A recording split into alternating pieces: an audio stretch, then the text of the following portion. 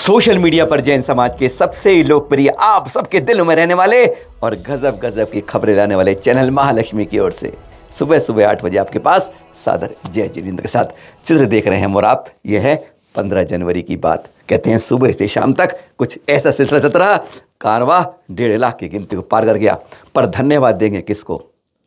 आप सबको, उन आदिवासी भाइयों को जिन्होंने यह कर दिखाया कि हम भी श्रद्धा के साथ पारस टोंक पर बढ़ते आते हैं, जूते चप्पल उतार के आते हैं, अब अक्षय नहीं खाते हैं और जैसे चलाते हैं हम वैसे चलते जाते हैं।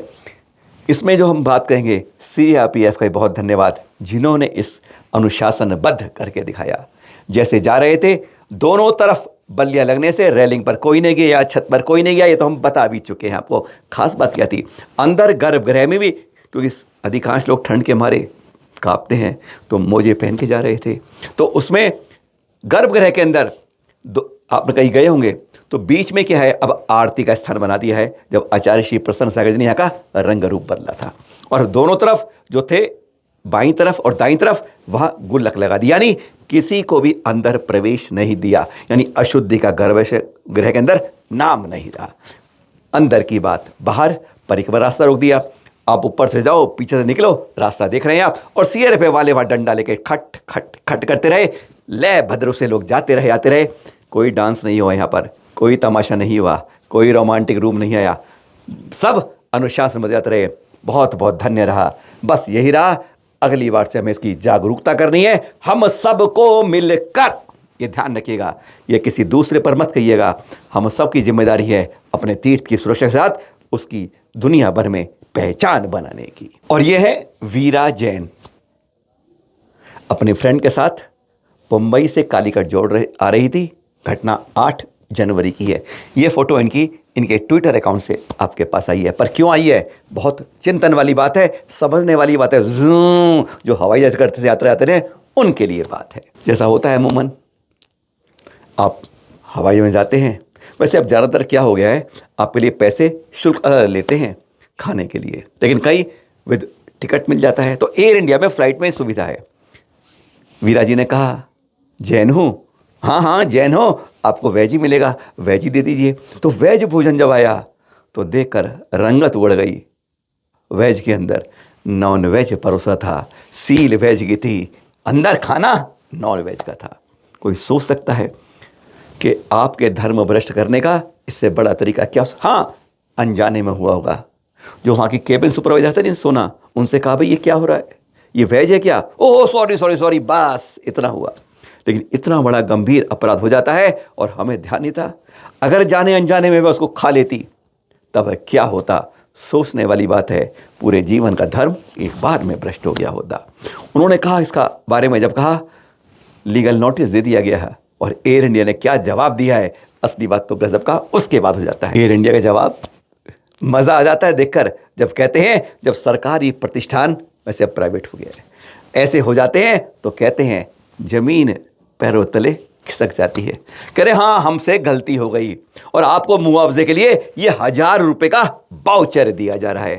जैसे अब दिवाली पे ग्रीटिंग देते हो ना किसी को, तो बाउचर पकड़ा देते हो, तो ये भी अपनी गलती था 1000। और ये पता है किस में खर्च करना है आपको? हमारी टिकट में, या हमारे खाने में, या किसी और एयर इंडिया की चीज़ में।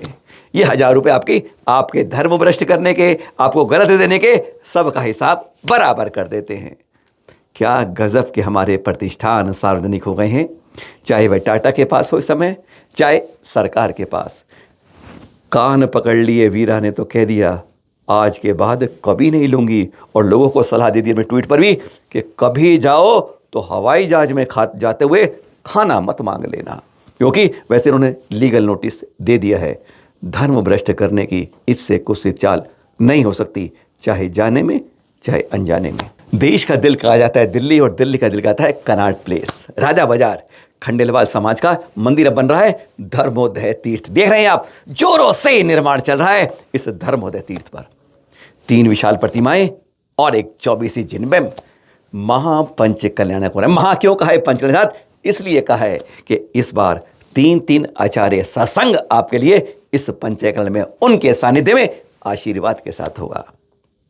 आचार्य श्री प्रज्ञ सागर जी, आचार्य श्री अनेकांत सागर जी, आचार्य श्री सौभाग्य सागर जी और साथ में गढ़नियारिका चंद्रमती माता जी भी।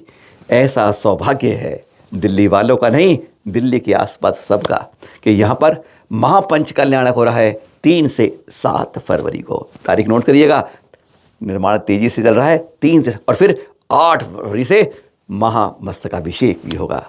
मौका ऐसा है, तारीख आज नोट करनी है, और फिर कर्मों का विसर्जन, पुण्यों का अर्जन करने का ऐसा सौभाग्य फिर कहाँ मिलेगा। कहते हैं एक बार जो पुण्य के लिए पहुँचता है वह अपने विसर्जन करता है पापों का, और पुण्यों का अर्जन संचन करते बढ़ता जाता है।